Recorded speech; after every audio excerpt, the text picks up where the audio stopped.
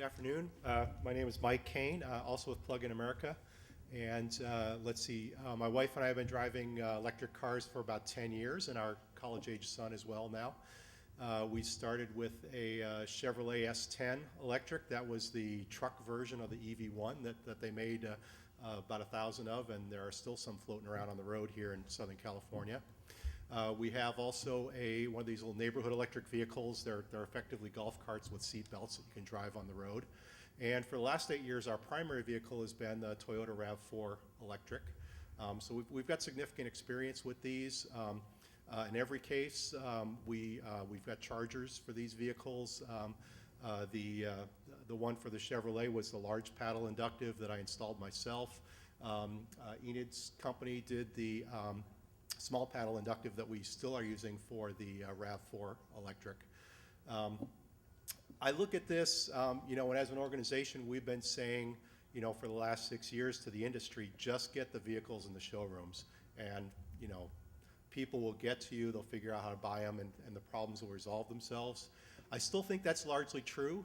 I've got professionally about 25 years experience doing product planning, market development, and strategic planning in the technology sector. So, I try to blend both my personal experience and my professional experience here, and I see us doing 95% right, and I think we're doing a very good job in a lot of areas.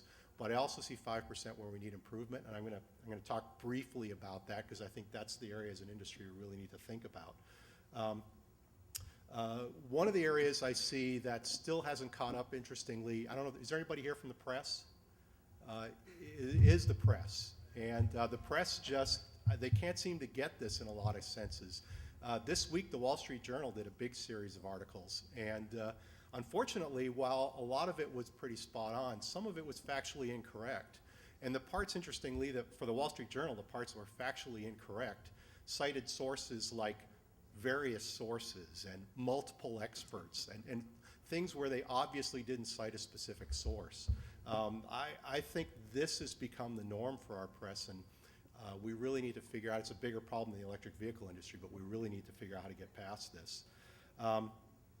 Advocates like myself, oftentimes I see us overstating the case for electric vehicles, and I think we're setting expectations that are going to be hard to meet sometimes. I see this happening in the industry as well, so I'll point the fingers at myself on that one. The EVs themselves, I've been largely pretty happy. I've seen them come out at a price that I think is going to be pretty well accepted by the early adopters. I think that's going to be a difficult sell as we move beyond those early adopters. In the United States, total life cycle cost is not what people look at when they buy a product. They look at their out-of-pocket price in the front. And we're going to have to figure out how to get vehicles down in price points that are a little bit higher than a standard gasoline car, but they're going to have to see payback in a couple, 3 years. It's not something where they're going to look over an 8 or 10-year time span to see payback. In terms of the EVSE market, this is a place I see a lot of issues I think we need to look at. One of them, I think, is a little bit of a disconnect in what I see in terms of product offerings. I think what myself as a consumer and most of the other consumers are looking for is inexpensive, durable, easy to use.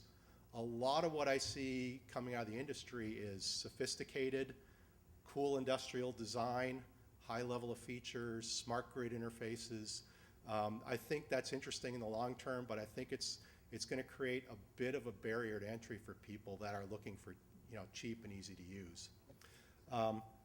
Another issue that I see is on the electric utility side. I see a lot of issues related to tariffing. And one of the things we did early on was survey a lot of the RAV4 electric drivers in California, and we found that 40% of them have solar on their homes. Solar creates a bit of a conflict with the electric vehicle tariffing that's out there. So there are electric vehicle rates out there that are very attractive, but they don't work with solar if you're on time use for solar, because they take that electricity out of the pool that is available to offset with your solar. And lastly, terminology. EVSE is a perfect example. I think inside the industry, we all understand that what we use to charge our vehicles is not a charger. The charger's on board the vehicle, and the thing on the wall is an EVSE. But that's also true of my cell phone, and you know, I don't go to people and tell them that thing you plug into the wall isn't a charger. The charger's in the cell phone. I think we've got to get used to simpler terminology.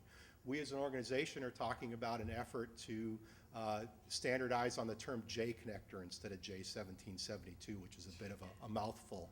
And I think we're going to have to do the same thing with EVSE. We're going to have to come up with simple terminology that consumers can understand, like charger or charging dock or something along those lines that the average consumer can understand. And I'll relinquish to Chelsea.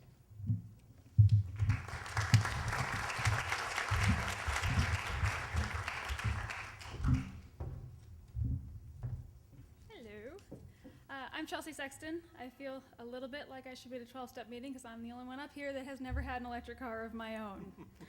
I am sort of encountering that experience a little bit. I've worked in the industry since the Edison EV days, lots of familiar faces and all of that. Had a fleet of EV1s, was actually an apartment dweller the entire time, so never have had a charger in my house, and now get to be one of the lucky Volt advisory board drivers and am in the process of putting a charger in my house, and so I'm getting to experience that civilian thing for the first time. And we've definitely encountered some complexities, not unlike some of them that you've heard from other people.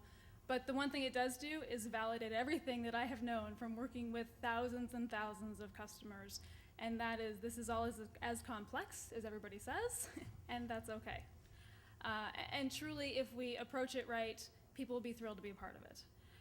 So my pitch is slightly different. I would say I'm hearing some interesting things and a couple of disturbing things, and there are things along the lines of we don't have to worry about charging yet because the cars aren't here yet, and those sorts of things. One thing we know for sure is you cannot start too soon. We feel like we have this abundance of time, and yet we will never have the luxury of this much time ever again. And all of these processes that we're talking about all take way longer than we think they will.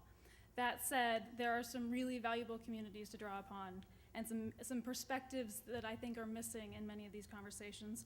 One of them are the people on this panel, or at least the class that they embody. There are a lot of experienced current and former EV drivers out there. And a lot of the processes and the places that we're finding stickiness are things that we can work through meeting with them and learning what has worked before. And a lot of this really boils down to a communications issue. In my particular case, I have sort of a metering difficulty. I have a very long run of conduit and things that are required, and it was intensely frustrating. But my utility has made this into the most incredible learning experience for them. And now there's all these sort of brown bag meetings and things that happen. And I got a phone call this morning with 6 people in a room saying, we just want to talk about your rate and different things just to try to help me understand where they're thinking, but also to learn how they can ask better questions so that the next person doesn't have to encounter these challenges. And it doesn't at all solve the fact that I still have a really expensive, complicated installation, but I'm all of a sudden happy to be a part of it. And it really goes to the fact that most of these early adopters, and they are the ones that will not only be who you start out with, but who will consume the first few years of demand, desperately want to be a part of something, don't mind complexity, don't mind infant technological problems, as long as you're straight with them. That is the one thing we have very little tolerance for, is not getting straight answers or feeling like you guys aren't have skin in the game as much as we do. So absolutely, you have this willing community of people to draw upon. They are organized. They are all over the place. There also are some of us left over from the last generation of EVs, and that tends to get written off quite a bit because it wasn't a huge generation, and yet it is more experience than we've ever had. And I know that I can count at least 10 of them in the room. There are some that are utility, some that are elsewhere, but we didn't learn it all, but we learned a lot. We skinned a lot of knees, we made a lot of mistakes, and we'd really like not to see them made again.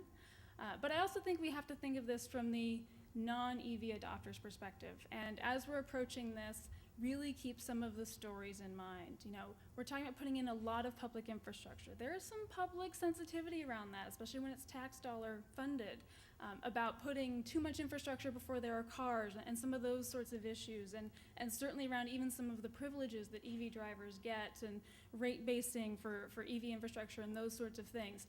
They all are surmountable, but we want to keep the story in mind as well. We want this to be a good experience, not just for the first people who get into it, but more importantly for the generations that will follow, that will see that this has worked and this is thoughtful and will want to get on board and be those first followers. So I'd say you have two absolutely great resources to draw upon in the existing drivers and in the veterans, and also one very large group to keep in mind as we work through how to educate everybody and move this forward. Thanks.